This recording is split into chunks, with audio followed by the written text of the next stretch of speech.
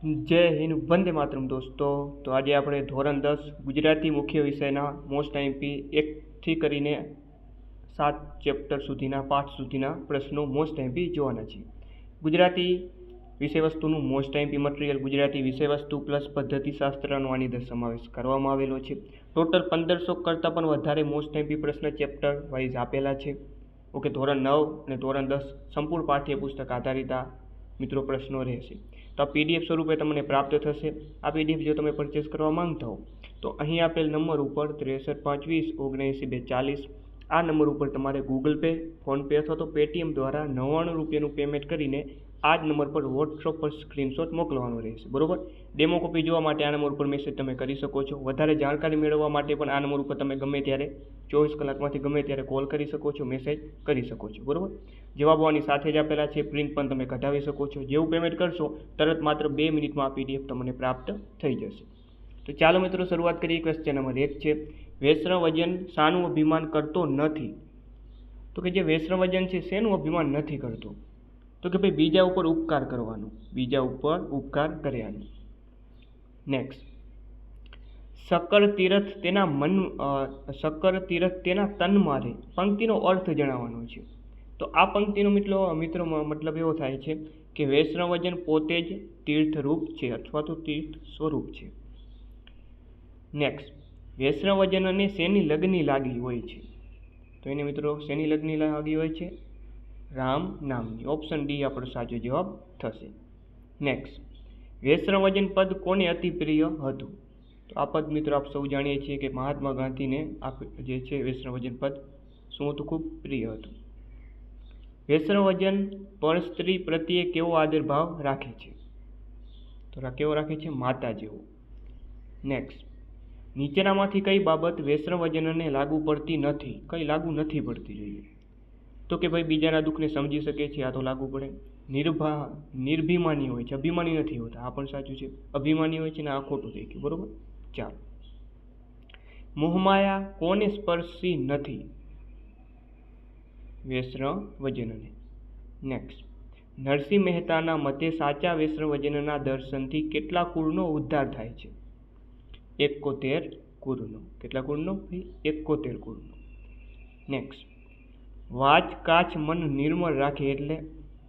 એનો મતલબ કે વાણી, કાયા અને મનને પવિત્ર રાખે. નેક્સ્ટ, અંકિતના માતા પિતાનું સ્વપ્ન હતું કે? તો અંકિતના માતા પિતાનું શું સપનું હતું? તે ઉમદા માણસ બને. નેક્સ્ટ, વિનુ કાકાનો સૌરભ અને અંકિતને કયા ક્લાસમાં દાખલ કરવાનો આગ્રહ હતો? કોમ્પ્યુટરના ક્લાસમાં. ઓપ્શન એ રાઈટ આન્સર બનશે. ચાલો આગળ વધીએ. ક્વેશ્ચન નંબર 13 છે, અંકિતને પરીક્ષામાં ઉત્તીર્ણ થવાની ખુશીમાં કયા પુસ્તકો ભેટમાં મળ્યા હતા? તો એ હતા રામાયણ મહાભારતની બાળકથાઓના પુસ્તકો. Option A right answer. Vinu કાકા કોને જરાય ગમતા નથી? વિનુ કાકા જે છે કોને જરાય નથી ગમતા? અંકિતને. નેક્સ્ટ, નીના બહેન રોજ સાંજે ઉમરકાથી કોને ભણાવતા હતા? ચાલો, તો સાચો જવાબ આવશે મિત્રો ગરીબ વસ્તીના બાળકોને. નેક્સ્ટ, મંજુ કાકી અંકિત માટે કેક શા માટે લઈ આવ્યા હતા? તો કે એનું કારણ હતું કે અંકિત મંજુ કાકીની પરીક્ષામાં પાસ થયો હતો એટલા માટે તેઓ કેક લઈ આવ્યા હતા. ચાલો આગળ જોઈએ કે ભાઈ સૌરભને કોમ્પ્યુટર શા માટે શીખવું છે?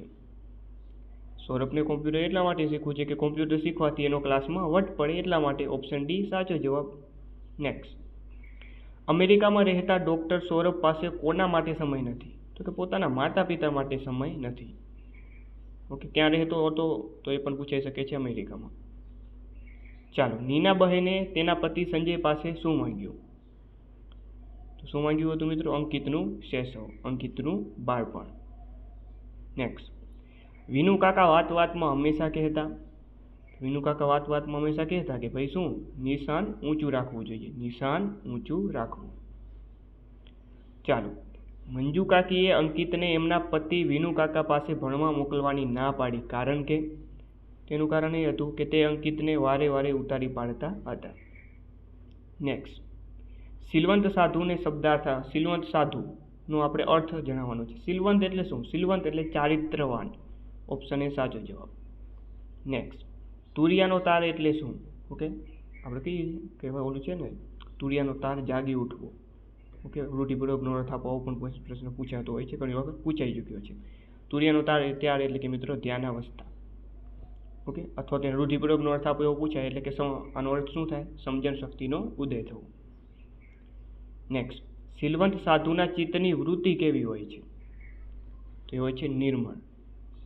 નેક્સ્ટ, સિલવંત સાધુને કાવ્યનો પ્રકાર જણાવવાનો છે, તો આ ભજન છે. શું છે? ભજન છે. ત્યારબાદ સિલવંત સાધુને કાવ્યમાં કોના લક્ષણો વર્ણવાયા છે? આદર્શ સંતના. નેક્સ્ટ, ગંગા સતીએ 52 દિવસ સુધી એક એક રચના કોને સંભળાવી? શિષ્યા પાનબાઈને.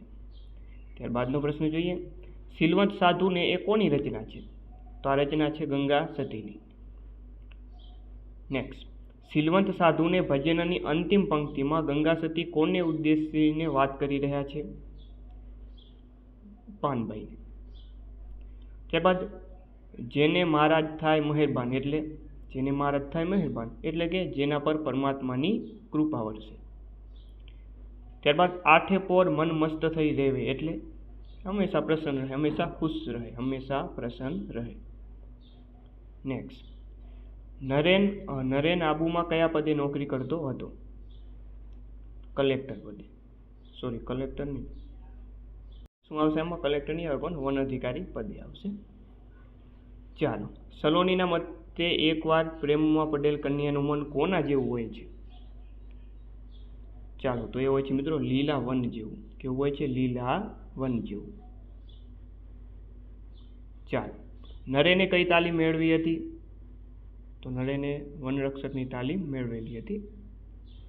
ત્યારબાદ નરેને ફોરેસ્ટ ઓફિસરની તાલીમ લીધી, કારણ કે તેનું કારણ હતું કે તે નૈસર્ગિક સૌંદર્ય પાછળ ગાંડો હતો. કે કુદરતી જે વાતાવરણ છે તેની પાછળ તે ગાંડો હતો. તો મિત્રો આવા સરસ મજાના મોસ્ટ ટાઈમથી 1500 કરતાં પણ વધારે પ્રશ્ન ધોરણ 11 ધોરણ 9 અને ધોરણ 10 બંનેના પાઠ્યપુસ્તકોનો સંપૂર્ણ સમાવેશ પ્લસ પદ્ધતિશાસ્ત્ર તો ખરી જ, બરોબર. 100માંથી તમે માની શકો છો કે 100માંથી 80+ ઓછામાં ઓછું આપણા પીડીએફમાંથી ઓછામાં ઓછું હશે. વધારે 90+ પણ હોઈ શકે છે. તો આ નંબર આપેલા છે, આ નંબર ઉપર તમે જરા કોન્ટેક્ટ કરી લેજો. ઓકે, અથવા તો આ નંબર પર ડાયરેક્ટ 99 રૂપિયાનું પેમેન્ટ કરીને સ્ક્રીનશોટ વોટ્સએપ પર મોકલી દેજો. તરત માત્ર 2 થી 5 મિનિટમાં પીડીએફ પ્રાપ્ત થઈ જશે. ચાલો આગે बढ़िए. આબુમાં કોચ તરીકે સેવા આપનાર બહેનનું નામ જણાવો. તો મિત્રો તેમનું નામ હતું મનીષા દેસાઈ. નરેન લગ્નના માંગા પાછા ઠેલતો હતો, કારણ કે તેનું કારણ હતું કે જે તે કન્યા પર કવિતાઓ લખતો એણે લગ્નની ના પાડી હતી. ચાલો, ગરોળીથી, અહીંયા ગ કપાઈ ગયો છે પણ આપણે લખી નાખીએ છીએ કે ગરોળીથી ડરનાર મનીષા હવે કોની સાથે લડી શકે એમ છે? રીંછ સાથે. ત્યારબાદ અહીંયા પણ એક અક્ષર કપાઈ ચૂક્યો છે કે ભાઈ મનીષા દેસાઈએ સુરતી કુટુંબને કોના હુમલાથી બચાવ્યું હતું? રીંછના હુમલાથી. ત્યારબાદ મનીષા દેસાઈએ સુરતી કુટુંબને કોના હુમલાથી બચાવ્યું? તો રીંછના. ઓકે, ફરીથી રિપીટ ક્વેશ્ચન થઈ ચૂક્યો. ચાલો, રીંછ માણસને જોઈને શું કરે છે? કે રીંછ હોય જે માણસને જોઈને શું કરે છે? જનૂનથી પ્રતિકાર કરે છે. ચાલો, બેદિલ કોનું ઉપનામ છે? બેદિલ ઉપનામ છે અશોક ચાવડાનું. દીકરી સ્વર્ગમાં કયા સ્વરૂપે દેખાય છે? દેવીઓની ઝલકમાં. નેક્સ્ટ, દીકરી કયું વ્રત કરે છે? ગૌરી વ્રત. ઓપ્શન ડી સાચો જવાબ રહેશે. આગળ વધીએ. દીકરી કાવ્યનો સાહિત્ય પ્રકાર આપણે જણાવવાનો છે. ઓકે, દીકરી કાવ્ય અશોક ચાવડા, બેદિલ. તો આનો સાહિત્ય પ્રકાર મિત્રો છે ગઝલ છે. શું છે? ગઝલ. દીકરીને માથે હાથ ફેરવવો અને દીકરી હાથ દે એમાં શું ફરક છે?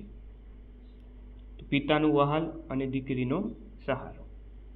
નેક્સ્ટ, ચાલો, કવિ વર્ષોથી દીકરીનું શિલ્પ શેમાં કોતરે છે? ખડગમાં. ત્યારબાદ છે કે ભાઈ દીકરીની સમજણ વિસ્તરી છે તેવું કયા કારણે કહી શકાય? પિતાને સહારો આપે છે તેથી. ત્યારબાદ કવિ સ્નેહનું ઝરણું કોને કહે છે? સ્નેહનું ઝરણું. કવિ સ્નેહનું ઝરણું કહે છે મિત્રો દીકરીને. ત્યારબાદનો ક્વેશ્ચન છે લેખકે તાણને કોની સાથે સરખાવી છે? સરખાવી છે વાંસા વગરની ચૂડેલ સાથે. ત્યારબાદ વાયરલ ઇન્ફેક્શન નિબંધના લેખકે સભ્ય ગણાતા સમાજની શરમ કોને કહી છે? ચાલો તો જવાબ આવશે કે ઓપીડીમાં કીડિયારાની જેમ દર્દીઓ ઉભરાય છે તેને. ઓપ્શન એ સાચો જવાબ રહેશે. નેક્સ્ટ, નીચેનામાંથી કઈ બાબતો તંદુરસ્ત સમાજની નથી એવું પૂછ્યું છે. તો કે ભાઈ આની અંદર વાત કરીએ તો જવાબ આવશે અનાથ આશ્રમમાં બાળકોની સંખ્યા વધે એ. ચાલો સોરી એ પણ આવે અને બી પણ આવે કે ઘરડા ઘરમાં વૃદ્ધોની સંખ્યા વધે એ, તો એ બી બંને આવે. એટલે ફાઇનલ જવાબ આપશો ઓપ્શન ડી અહીં રહેશે, એ બી બંને. નેક્સ્ટ, સંપૂર્ણ નિરોગી માણસે શું કરવું જોઈએ? તો કે ભાઈ લોહી, કાર્ડિયોગ્રામ વગેરે ચકાસણી કરાવવી જોઈએ. એક જમાનામાં ચીનના લોકો ગામમાં કોઈ માંદું પડે તો શું કરતા? ભાઈ ડૉક્ટરને સજા કરતા. ત્યારબાદ ગાંધીજી લગભગ કોને અપરાધ ગણતા? માંદગીને.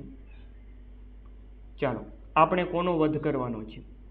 તો આપણે જે છે કોનો વધ કરવાનો છે? અહંકારનો. ત્યારબાદ હોસ્પિટલની શોભામાં શાનાથી વધારો થઈ શકે છે? તો વધારો થઈ શકે છે હોસ્પિટલના મોટા ભાગના ખાટલાઓ ખાલી પડી રહેવાથી. ચાલો, ખાવા પીવાની બાબતમાં કોણ બેદરકાર છે? તો એ છે ભણેલા અને અભણ લોકો. નેક્સ્ટ, આરોગ્ય અંગે ક્યારેક દર્દી જેવા જ બેદરકાર કોણ જોવા મળે છે? તો એ જોવા મળે છે ડૉક્ટર. નેક્સ્ટ, ભારતમાં ગંદકીથી ભારે ખલેલ પામનાર સંત કોણ હતા? તે પાઠના આધારે જણાવો. ચાલો, તો આમાં મિત્રો જવાબ આવશે આપણો વિવેકાનંદ. ચાલો આગળ વધીએ. ભારતમાં ગંદકીથી ભારે ખલેલ પામનાર સંત કોણ હતા? તો આપણે આવી ચૂક્યું છે મિત્રો. ચાલો આગળ વધીએ. શેનાથી તાણમાં ઘટાડો થાય છે? ભજનાનંદથી. ત્યારબાદ જે દેશમાં જાહેર આરોગ્ય પાંગળ્યું હોય ત્યાં કયો રોગ વધારે પ્રમાણમાં ફેલાય છે? તો એ છે મિત્રો મહામારી. નેક્સ્ટ, હું એવો ગુજરાતી કાવ્યમાં મારી માટીનો જાયો એટલે કોનો જાયો? એટલે કે ભાઈ ગુજરાતની ધરતીનો. નેક્સ્ટ, હું એવો ગુજરાતી કાવ્યમાં કઈ નદીનો ઉલ્લેખ થયેલો છે? સરસ મજાનો પ્રશ્ન છે. આની અંદર નર્મદા નદીનો ઉલ્લેખ થયેલો છે. ત્યારબાદ હું એવો ગુજરાતી કાવ્યમાં કવિ નરસિંહ મહેતાને શા માટે યાદ કરે છે? પ્રભાતિયા માટે. નેક્સ્ટ, મીરાની કરતાલ હું જ. આ પંક્તિમાં કવિએ પ્રયોજેલ કરતાલ શબ્દ ખોટો છે. તેની જગ્યાએ કયો શબ્દ હોવો જોઈએ? તો કરતાલની જગ્યાએ મિત્રો તાનપુરો શબ્દ હોવો જોઈએ. કે આ પણ સરસ પ્રશ્ન છે. ગાંધીજી પાસે કયું સશક્ત આયુધ હતું? તો એ હતું સત્યનું. સત્ય અને અહિંસાનું. કવિએ હું એવો ગુજરાતી કાવ્યમાં કયા મંદિરના ગુંજાવળની વાત કરેલી છે? સૂર્ય મંદિરની. ચાલો નેક્સ્ટ, હું એવો ગુજરાતી કાવ્યમાં કવિના શિરે કોની આશીષનો વિસ્તાર છે? ભારત માતાની.